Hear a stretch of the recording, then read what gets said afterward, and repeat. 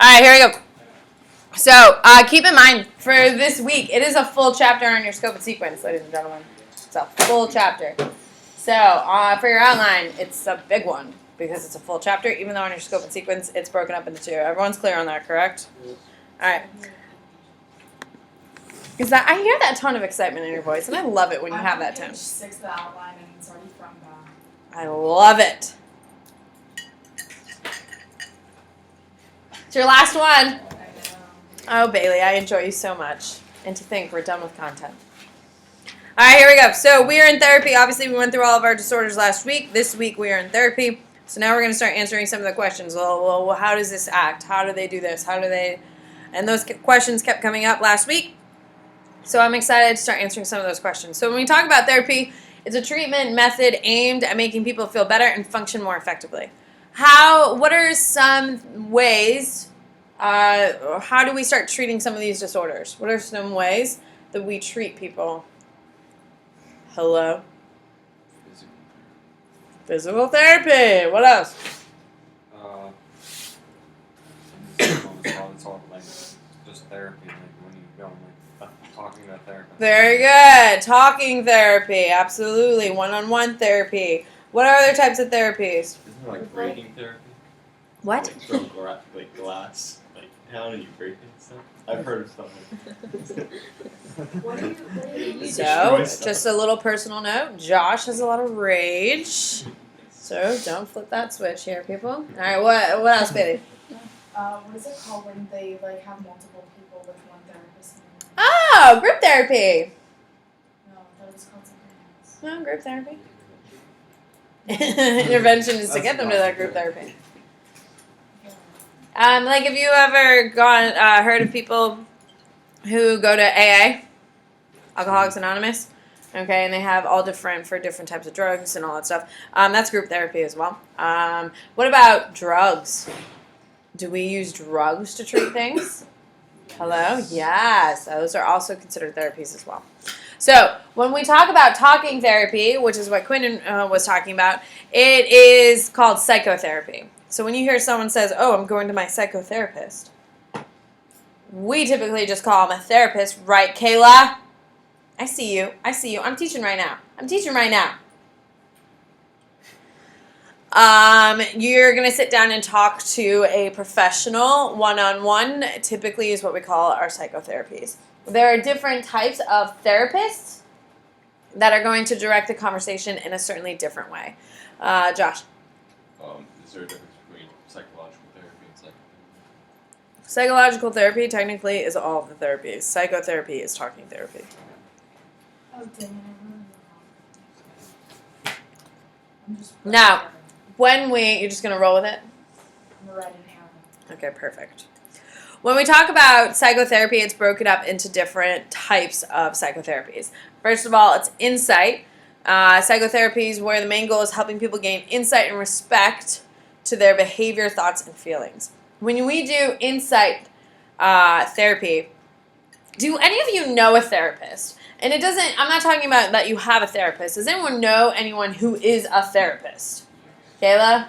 Abigail? How amazing is it just talking to that person, like on an interaction level, like not going to see them on therapy? Isn't it wonderful? Like the way they can kind of guide the conversation, it's like, wow, like, these people really know what they're doing. True, not true. Like if they're just asking you how school is, and the questions they ask, are just like making you think a little bit deeper about certain things, and you're just like at the end, you're like, oh my god. I feel like I know something I don't know. Yeah, exactly. Yeah, that is insight. Things about you that you didn't know. Absolutely. So I used to work at Ruby Tuesdays. Okay, one of my regulars was a sports psychologist at USF. He's a doctor. He used to work with all the athletes. Now he's working at Arizona State University. During this time, I was in my first year of teaching, obviously. I was still waiting tables. Oh, here I am, not in my first year of teaching and still waiting tables. Yes! Growth, ladies and gentlemen, growth. Anyway, and I met him. He was one of my regulars. And at that time, McCrae was working for the studying for the CPA exam. So he was just hanging out at home, studying, and super, super fussy and super, super cranky. So I ended up like kind of hooking them up and talking because they're both huge sports fanatics. They ended up being like becoming like really good friends. He came to my wedding and all that stuff. Well, my McCrae has a lot of like family drama. He and his dad are not very close. He's felt very neglected, all that stuff his whole life. So he has a lot of issues with his dad, and a lot of other just normal things that you and I have going on too. Correct?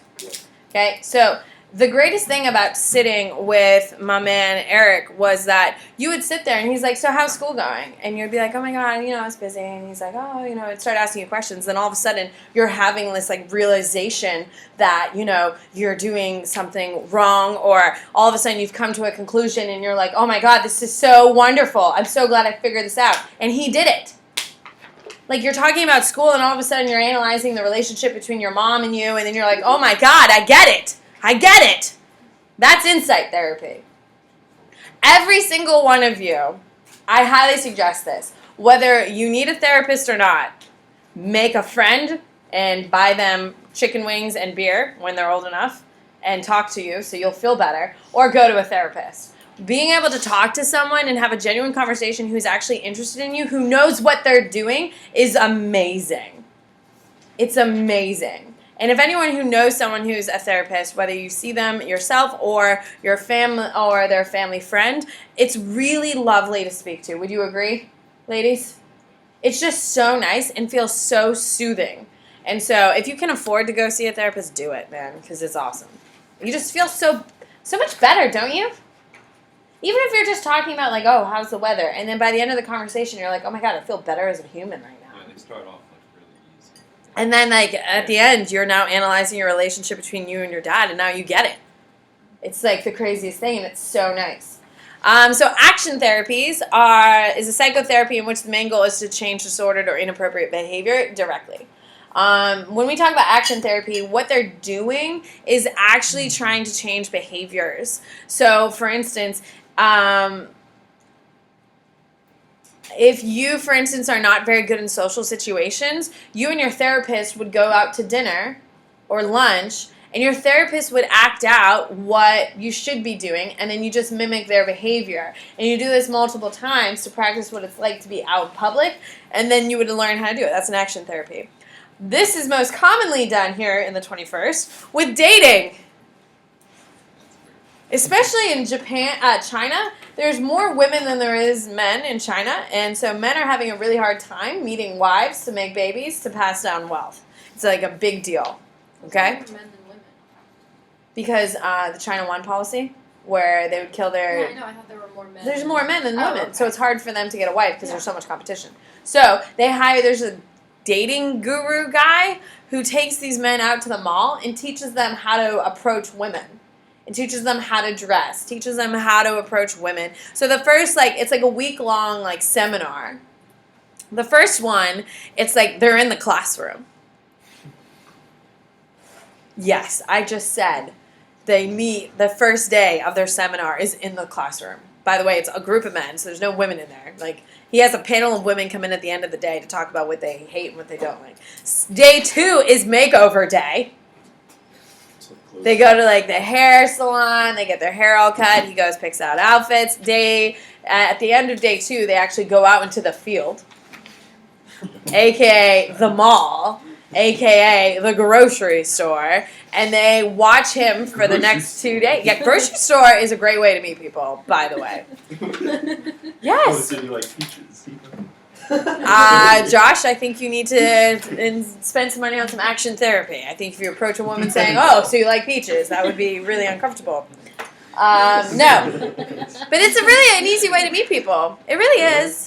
It is, because you can see, are they going in, staying out, what they like, what they don't like. You can actually bang into their car and be like, "Oh my God, this is so crazy." It's like you need to take action. I'm not raging.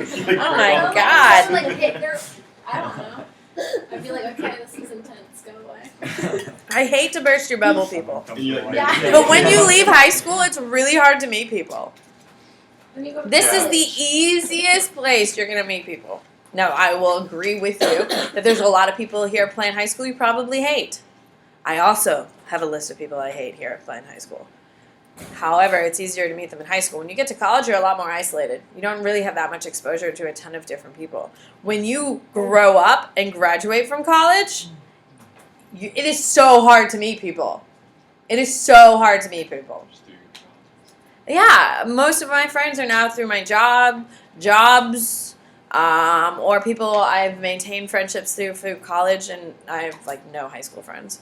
But like, you know, it's hard to meet people. So shopping is an easy place to meet people. Anyway, so he takes them out in the field and they watch him hit on women.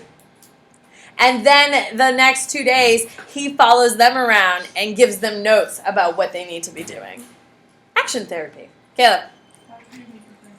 Hi, I mean McRae College. Yeah. Same like class or No, he signed up for the swim team that I was running. Because I tore my knee, so I couldn't swim anymore, so I was a swim coach. So he signed up.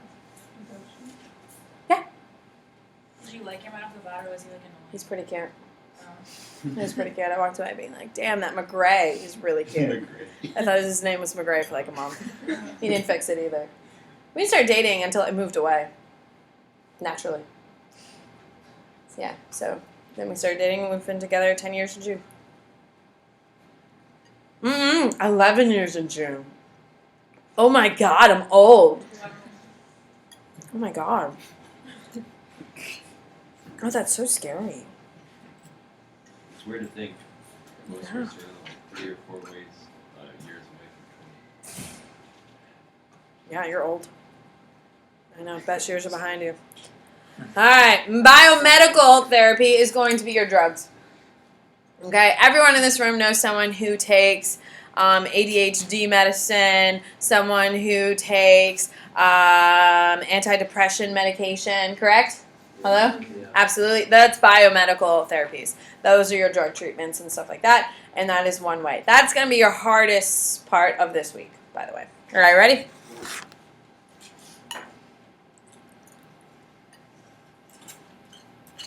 Wait, what's gonna be our hardest part? Biomedical. Okay. Like You're- knowing what goes in. Yeah, there's like 3 different antidepressants. Yep.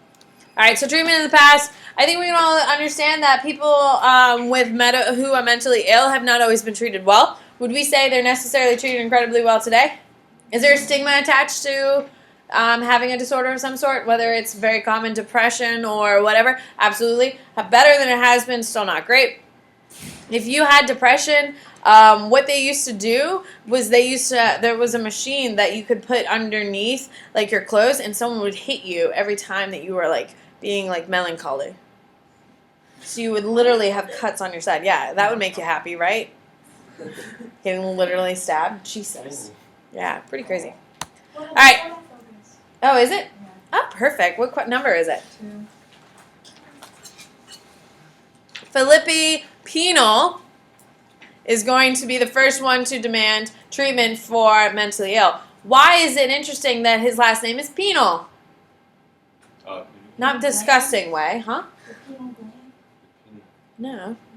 It's the penal system. That's our law code. When you go to prison, you go to the penal system. Oh yeah. Yeah, that's where it's from, after this guy. He was looking at our prisons, and he noticed a lot of mentally ill people were in our prisons, and he wanted reforms. He believed that there should be a hospital for the mentally ill, and there should be a separation between criminals and the mentally ill, because a mentally ill person is not a criminal. And so, does anyone know the name of the woman who is going to transform American treatment of? Marie. Was that who said Who? it? Can't think of her name off the top, but usually by a push, you all have heard her name before, and usually help me out here. It's the lady who pretended to have a mental disorder and hid in a mental hospital and wrote letters to the press. No, you haven't gotten there yet. Where are you? That was an American Horror Story. We just did chapter 27, which is I don't even know. Actually, never mind. Where are you? Where are you? What are you talking about? In a push. I decided not Oh. You're post World War II, right? We just to. Yeah. Cold War. Yeah, there. Well, this happened in the late 1800s. Well, we all are. We all failed today. It's partially my fault. I should be able to crawl. Anyway, he believes that we should start treating. So instead of putting mentally ill people in prisons, we now have mental hospitals for them. In the late 1800s, we're going to be using our mental patients in our mental hospitals. And this wonderful, brave young lady locks herself up. There's a drunk history on her. You guys watch Drunk History? I've seen that one. It's hilarious. Hamilton?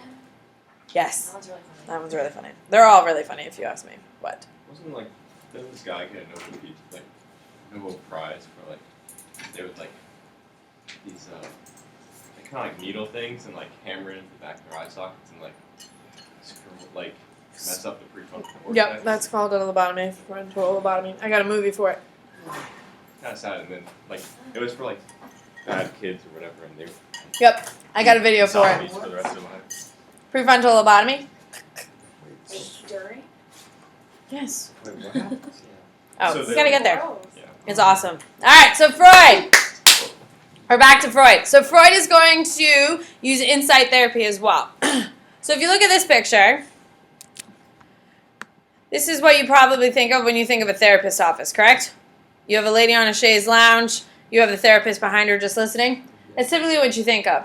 That's technically only in only with psychoanalysis. Now, Freud is called I know it's not there, Brogan. I know it's not there. I'm looking at it too. Okay, so his theory is called psychoanalytic, correct? Psychoanalysis is his treatments. Does that make sense? All right, so psychoanalysis is an insight based on Freud that emphasized the revealing of unconscious conflicts. If you're sitting there talking about your id, ego, and superego, that's all uncovered by your psychoanalysis. To be a psychoanalytic means you have to do psychoanalysis. That whole treatment of figuring out what's there is psychoanalysis. So, what do we use for psychoanalysis? We use dream interpretation. I've had a couple weird dreams this week, I'm not going to lie. So, I would go and I would lay down at my chaise lounge, and my therapist would be behind me, and I'd be like, oh my God, I had a dream of a goat. And it was jumping over the clouds. No, it wasn't my dream, but, you know. And they would be like, oh my God, this is so profound. This shows that you have a student named Josh who's going to give you hell about mispronouncing things and that you should just ignore him. And so I will. Yep, that's the goat. You're the goat. So go ahead. All right, so in your dream interpretation, you have manifest content and you have Latin content, which I've taught you before, yes?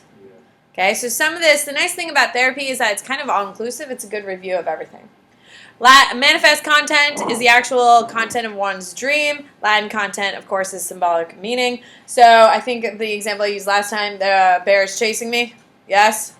The manifest is the dream is the bear is chasing me. The Latin content is the bear is my mother's expectations. On obviously disappointment, clearly.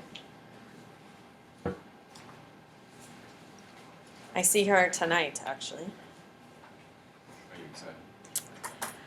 Yes, and then no. It's a complicated thing. It's complicated. However, I will be spoiled. So that's nice. But my parents' house, my parents are the cheapest people in the history of the world. So their house will be 85 degrees tonight. Jeez. Oh. They are the That is cheapest horrible. people in the whole wide world. 85 degrees. Oh my God, yes. They leave their windows and doors open all the time. They only have air conditioning on for 2 months a year. My dad does that when it's like when no one's in the house. He turns up 85. No, like literally, if it's hotter outside, it'll get hot in the house. All the doors and windows are open. There's no sleeping. Like you just can't. You're just like, oh my God, I'm dying. And then the sun rises, and then you're like, I survived, but I should have died. You know? It's pretty terrible.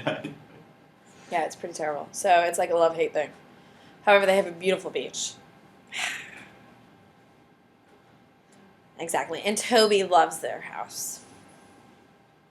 So he loves running around. Oh, has he been to the beach? He's been once. He was terrified of the ocean, but ate the whole beach. He literally pooped a beach for like a week. He ate all the sand. It was ridiculous, huh? Just eat sand? He just ate sand. He literally would go, then walk over another place and go, and walk to another place and dug this massive hole. He was so proud of himself too. It was the cutest thing. Have you ever taken him to that dog dog. No. No. The dog's kind of like that one. We usually go to one by the face, though. Yeah. No, we haven't gotten to one of them. We've been meaning to, but we haven't gotten there. We have a really nice dog park by our house. So we go there all the time. And I'm really spoiled. I don't want to go to a beach if it's disappointing, and that beach is disappointing. You know what I mean? My parents' beach is really nice, and it's a dog beach, too. So spoiled. No surprise. All right. Free association is also a psychoanalysis. This is when I'm just lying on my Che lounge. My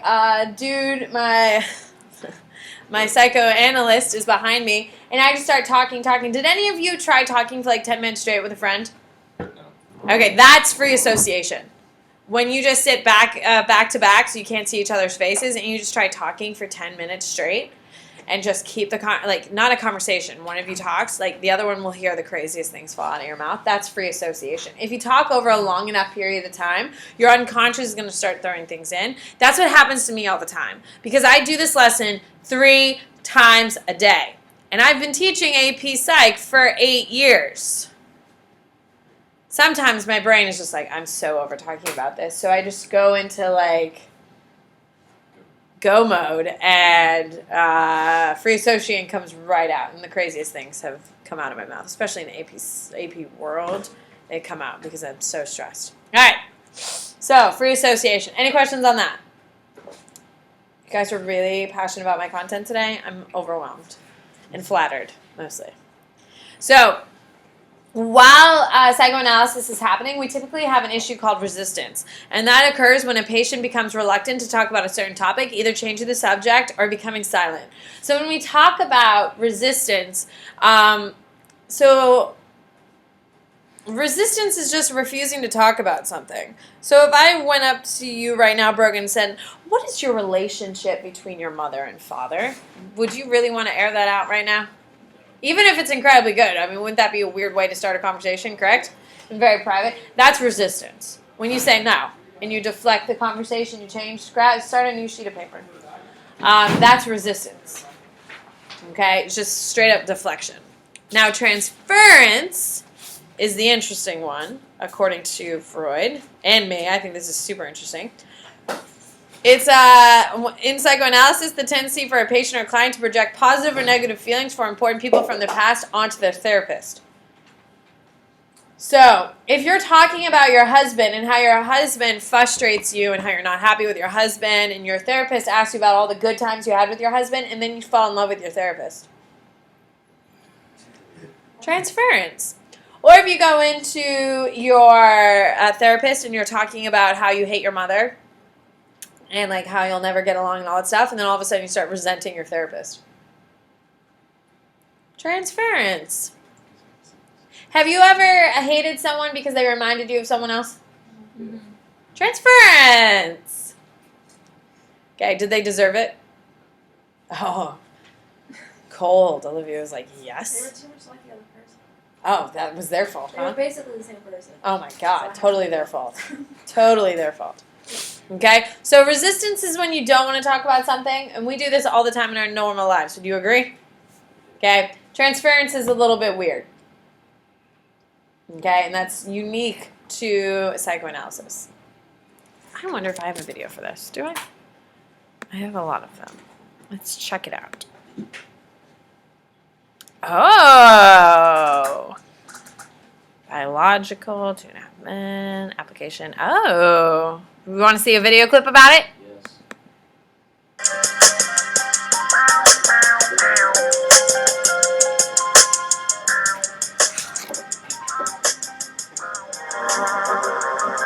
Yes. Wow, they go the whole spectrum here, huh? Who's that? Go ahead.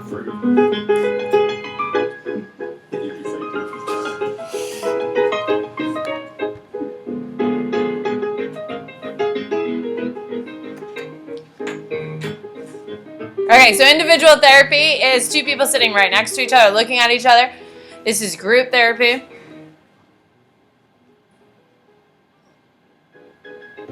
Breuer told Freud about an unusual patient, known in psychoanalytic history as Anna O, and an even more unusual treatment, the talking cure. Anna O is a very severe hysteric. She has contractures, she has paralyses, she has impairment of vision and speech, and Breuer starts to see her daily, and as she describes her symptoms, he becomes aware of the fact that when she tells him about the origin of a symptom, the symptom tends to disappear. It is the patient who coins the term the talking treatment, which becomes the basis of all psychotherapy. So it's a Freud original. Still using hypnosis, Freud adopted this eccentric new treatment, talking with his patients about their symptoms, trying to uncover when and how they began. What he uncovered is still reverberating through Western culture.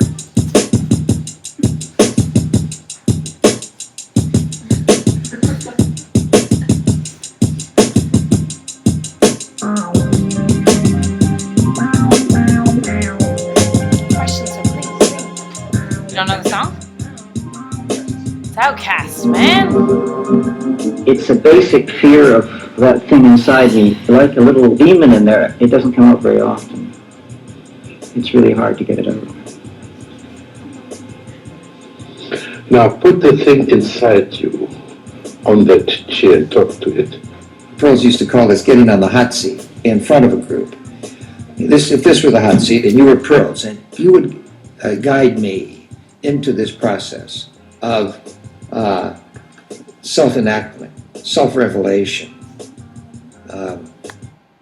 Do they have...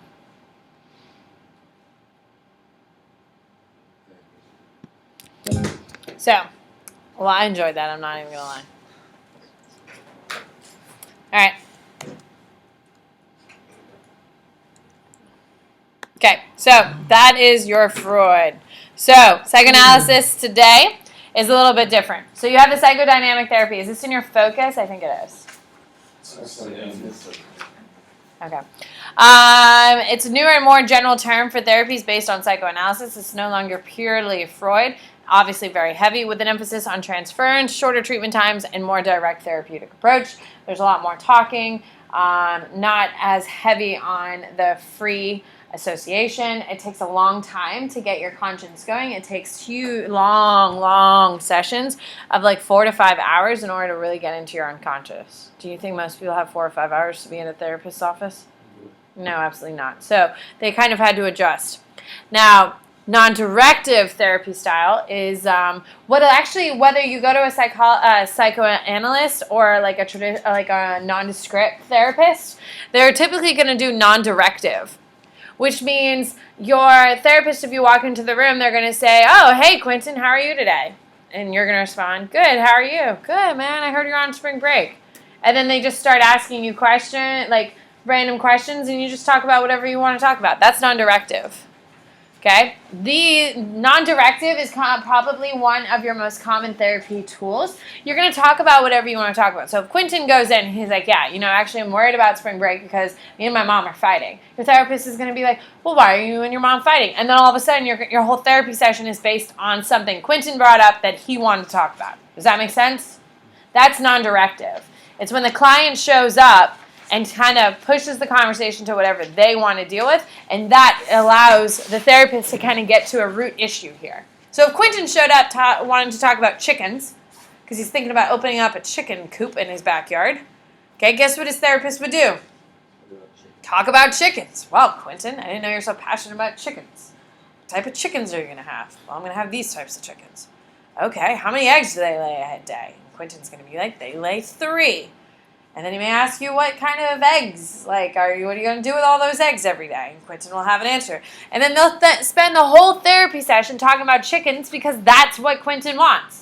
Why is that beneficial in the long run? If Quentin wants to talk about chickens, why would a therapist think that's beneficial in the long run? What does it do? Well, are you friends with your friends because you talk about deep-seated issues between you and your parents? No. No, why are you friends? They talk about You talk about real stuff. yeah. You talk about stupid stuff, right? So it makes them feel closer together. Yeah. Kind of like a friendship. It's more of it has more of a friendship feel. You have something to genuinely talk about that doesn't always have to be deep.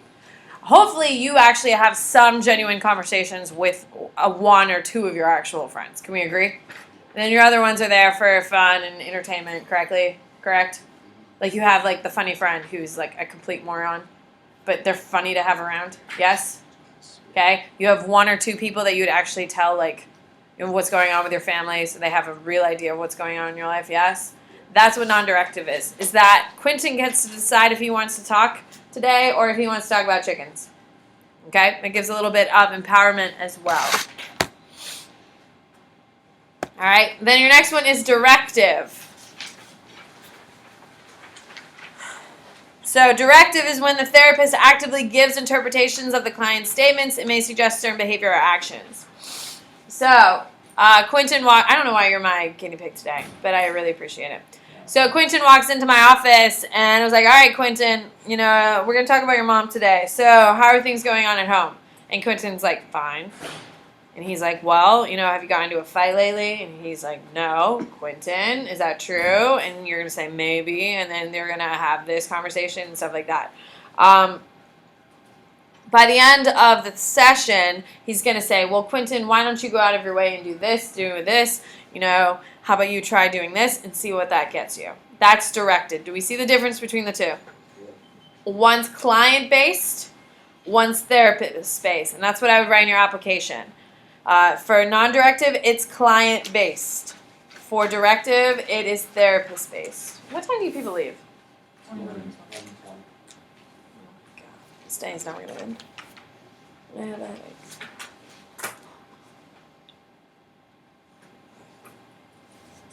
So which type of therapy do you think you'd like best? Directive or non-directive? Non-directive. It's more of like a friendly relationship. So my sister has a therapist. She's probably seen like 6 throughout her life. The one she has now is like amazing. Her name's Kelly. She's really nice. I've met her a couple times.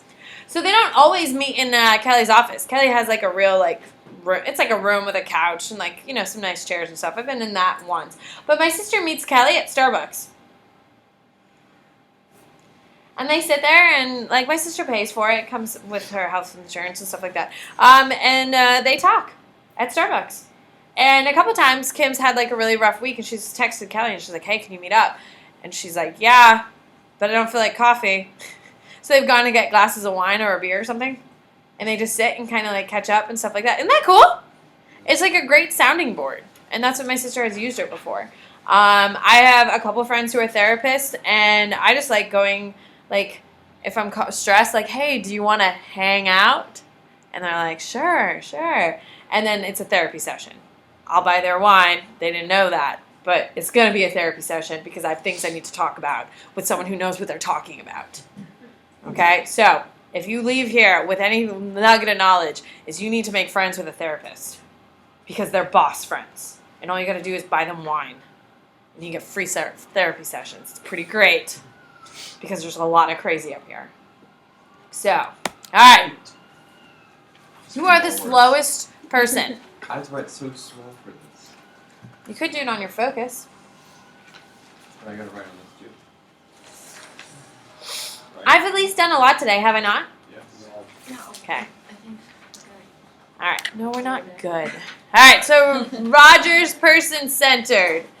Okay. Rogers is going to be a humanistic. His is person-centered therapy, which is non-directive. Non-directive means that people talk about whatever they want. Insight therapy based on the work of Carl Rogers, in which the client does all the talking and a therapist just listens. The therapist, in your application box, write this down. The therapist does not ask any questions. Except why, how, and what do you think? Very simple. They don't ask like, well, how did that make Olivia feel? They don't ask you those types of questions. They just say, why? Oh, okay. How then? They ask like basic questions. Does that make sense? They're not making up questions to ask. It is very much so. The client talks about what they want to talk about, and that's it. when we talk about client-centered or person-centered therapy, it's based on reflection. You go in, you sit down, and your therapist is like, hello. And Abigail is like, oh my God, you will not believe the week I had. And she just goes in. She's like, oh my God, my AP Psych teacher will not leave us alone. She's a complete bully. She makes us work every single day to the bell. Have you noticed that's what I'm doing? Have you noticed? Okay. And then the therapist will then say, well, Abigail, why do you think she does that? Like, why? And Abigail would be like, oh my God, because she's mean, she's hateful, she wants to ruin my life. I have a lot of, absolutely, you know, she wants to suck out all the fun from our youth because she's jealous of our youth. And then eventually she'll come to, oh my God, because she cares about us. And she'll get there all by herself. That's the reflection component. If you keep hearing, have you ever had someone keep asking you why? And all they do, and you have to keep justifying it with the word why. Why? Yeah, it's really awful, but do you get to a totally different place than you thought? Yeah, it does work. And how profound is it when you come to the why on your own, and you're like, damn, it's pretty cool. It's like they get paid for nothing. It's just like, No, absolutely not. well, they don't say anything. Well, no, they're like, how does that make you feel? Exactly. Well, how does that make you feel? They just ask like basics. Oh, really? Oh my God. I think I may have to ask Jamie to come in and speak. That'd be so cool. And then I'll make Josh sit with her one-on-one, and she can work her magic. And Josh will be like, oh, it's voodoo. I feel so much better. Okay, so unconditional positive regard means no matter what, your therapist has your back. And that's like the cool thing. We all have friends that we like confide in, correct? Okay? And that makes us feel good and stuff like that. But sometimes those friends turn on us. Can we agree? And that's really crappy, especially when they got a lot of dirt on you. You know what I mean? Like they know all of your family drama and all that stuff. Like that sucks. Okay? But unconditional positive regard, when you're speaking to someone who's doing person-centered therapy, is no matter what, they have your back. So if I go in and talking crap about Kayla, and I'm like, oh my God, this girl Kayla, like she is the worst. The way she looks at me, the way she talks to me, oh, it's the worst. And my therapist is going to be like, oh my God, I hate her too. Yes. Okay? No matter what. Now, obviously everyone has the same mutual disregard for Kayla. That goes without necessarily being said. No matter what you tell your therapist, they're not going to judge you. So if you tell your therapist that you hate your husband and you think it'd be better, or you hate your children, that's actually a real thing people talk about. Imagine your life if you really don't like your children. It's easy. You people are awful. Yeah, but do you think it's easy being your mom? Or your dad? I'm pretty great. Okay, well, you're delusional. Easy, but like, I feel like you should still love them. Yes, and you should, but there's a difference between loving and liking. Yes. They love their children, they just don't like them. They just don't like them. Just like your parents. Do you always like your parents? No, absolutely not. Do you think they're supposed to love you? You're the same flesh and blood. Same way it goes down as it goes go up. Do you always love them?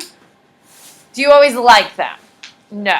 They don't always like you. They love you and they'll do anything for you, but they don't always like you. Is that so hard for you people to figure out? Oh my God, this is so cute. We're having a breakthrough. Your parents don't always like you people. When you are running your mouth and you are raging, they don't like you. And they probably are like, damn it. And that's why they drink. Jesus. Last night was not a good night with Toby. Oh my God, I was crying on the couch because he wouldn't stop barking. Between 5 and 6 the last 3 nights, he just won't stop. So I sat on the couch and cried. And when I cry, he stops crying. He stops barking. The moment I stop crying, he starts barking. So I cried more. It was terrible. It was a terrible night. I hate that man. I hate my little man. Huh? Oh yeah, you guys are a great sounding board here. Goodbye. Have a great spring break. I'm glad we got a lot done. Make good decisions. Will do. Goodbye, Bailey. Bye. Always a pleasure, Bailey. Yeah. Yeah. Josh, Yes. always a pleasure.